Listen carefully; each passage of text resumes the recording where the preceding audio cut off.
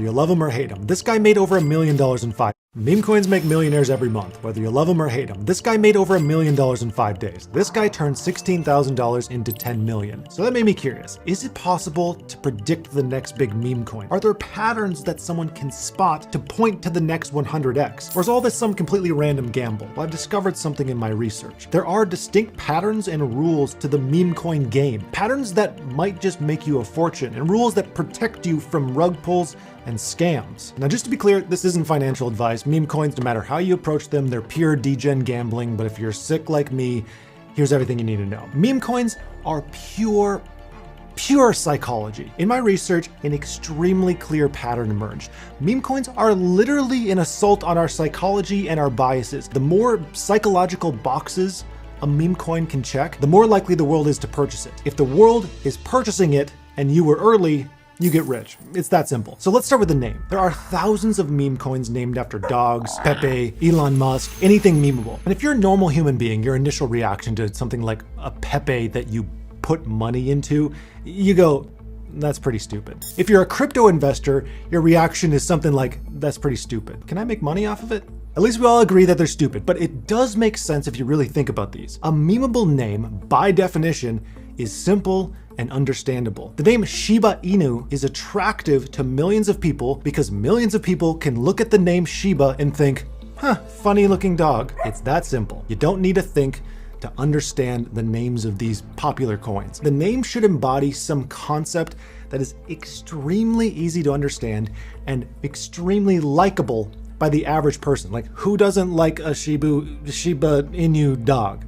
They're cute, they look funny. Like, that's it. It's that simple. That's our first checkbox. Now, of course, a good name, that isn't enough for a meme coin to blow up. People have to actually buy the thing. And that brings me to the friction of meme coins. Meme coins most often are built on larger market cap projects like Solana or Ethereum or whatever. The reason is pretty simple for this. Investors already have money in those large products, which means there's less friction to buy the tokens that are built on those layer 1 ecosystems. It's a lot easier to get an Ethereum holder to buy a meme coin that's built on Ethereum than it is to get someone to take some cash, transfer that to Ethereum, and then use that to buy some meme coin. If it's easier to buy, more people will buy it. And I have another important point on that later, but you need to hear this first. Think about this. On bigger projects like Ethereum or Solana or whatever, you have investors who have made tons of money in their initial investment into those tokens. Like someone who bought Ethereum early, now they're just sitting on some bags. But when you have a big win in crypto, you don't really feel like it's real money. It's in that token, it's not dollars, it's not cash in your hand. And when you have money that doesn't feel like real money, think about this psychologically, you're more willing to spend it in dumb ways, like meme coins. So for example, if a product like internet computer pops off, you might want to start looking at meme coins associated with that layer 1.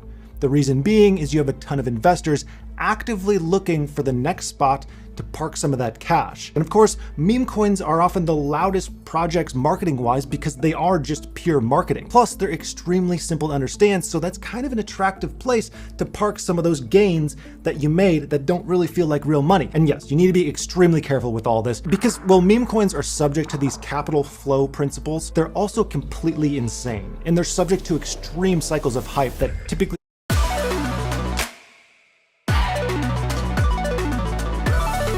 look like up, down, flat line, and then they just die forever. Some recover, but like most never do. So the question is why?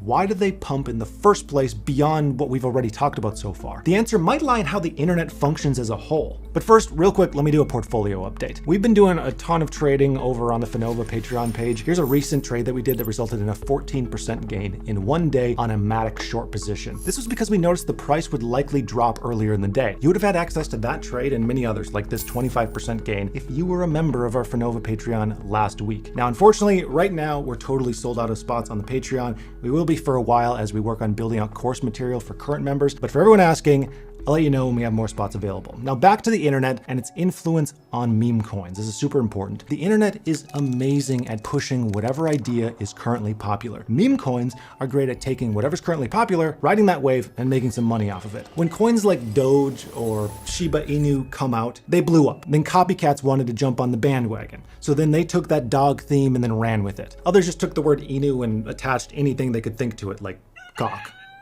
cock inu. It's kind of funny. Then you have coins based on existing memes or ideas like Pepe or Jesus Coin, or coins based on anything that Elon does. Again, this is all fairly dumb, but it's actually tapping into something that's innately human: fad mentality. People love fads. If something's popular, people just flood to it. You see this all the time on social media, you know, those fancy cups that girls are just going nuts over at Target. Joe Rogan, ice baths, Yeezys, fads, they come and go. People can't get enough of them. For some reason, all of our brains are wired to bias towards thinking if something is popular, it has to be good. And meme coins are no different. Meme coins follow the same mentality, except they just directly monetize it. Instead of building coins based on technology or ideas, the coins are built around chasing fads. Some set the fads, most copy. The market then responds to real-world events that relate to those fads. So for example, if Elon Musk does just about anything, Dogecoin reacts, the price pumps. Elon can influence that fad directly. Some coins do it better than others. The bad ones fail to follow earlier principles that we talked about. See if you can find the issues in this coin. Toshi, a coin named after Brian Armstrong's cat, which he named after Satoshi Nakamoto. That coin is very unlikely to ever be $1 billion meme coin. But why? It's too complicated and too irrelevant. The name is named after a cat that a guy named because of another guy's name. In the meme coin world, that's way too much thinking. And he's not relevant enough. Brian Armstrong, he simply isn't famous enough for this coin to blow up as a result of him. Never underestimate the power of a strong narrative. Our psychology, we just can't get enough of a strong narrative. We're a storytelling species, we can't get enough of it. Perfect example of what can happen. Doge's price was completely flat for years until a perfect storm of narrative events not only brought it back to life, but propelled it into what it is today. And there are a few principles at play here that encapsulate the meme coin logic in its entirety. See if you can spot them. First, Elon Musk. He started tweeting about Doge. Then Reddit went crazy about it. Then Snoop Dogg and Gene Simmons started talking about Doge. Then Mark Cuban started using it as NBA games. And then after that, Coinbase listed it, and this caused this widespread market surge. This was a series of narrative events that resulted in one big mountain of Doge gains. That made a whole lot of people rich. But what actually happened here, like under the hood? Well, first, the narrative around Doge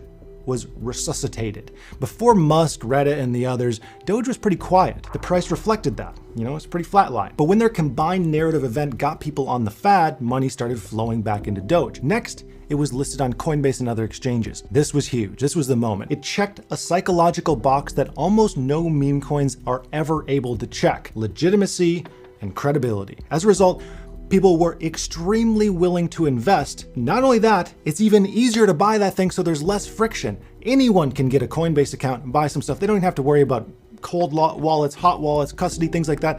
Extremely easy to buy, extremely low friction. So many boxes are checked here. With meme coins, you're not trading commodities. You're trading popular fads and the narratives that drive them. The better you are at paying attention to the flow of these narratives, the psychology behind them, and the impact they have, the better you'll be at picking meme coins. It's crazy, it's risky, but there's some kind of actual logic and structure behind all of this. But that's not all you need to know. I realize there are two types of meme coins: community-driven coins and BS coins. Community-driven coins, they grow from some shared sense of humor, some kind of shared circumstance. Sometimes they develop a real utility as people, you know, hop into the project and then contribute to them. It's essentially people having fun, doing dumb stuff on the internet, and trying to make money. Like, what isn't to like about some community-oriented meme coin? Whatever, no harm. The BS coins, they're driven by people, often influencers, who they're acting behind the scenes to artificially hype up and pump the price before just selling it on everyone, getting a profit, like essentially a rug pull. There are usually warning signs for these BS coins. Coins like these are often majority held by a few potentially bad actors. For example, the meme coin PSYOP had 90% of its tokens held by one guy, its founder Ben.eth. If the coin is held by just a few wallets, run. Ideally, you want to sidestep BS coins and focus on just the community-driven ones. And that's not the only warning sign to look out for. Also look at token transactions. Are there a bunch of small transactions coming from one wallet? If so, they could be there just to artificially pump the transaction volume. Again, just don't even be there in the first place. Get out of there. Same goes for followers. These can easily be bought, so don't put much weight on them. Always use rug checker tools as well to second guess any of your decisions. These will look into smart contracts and liquidity to see if there's like anything suspicious going on. These scams work because people don't do those steps.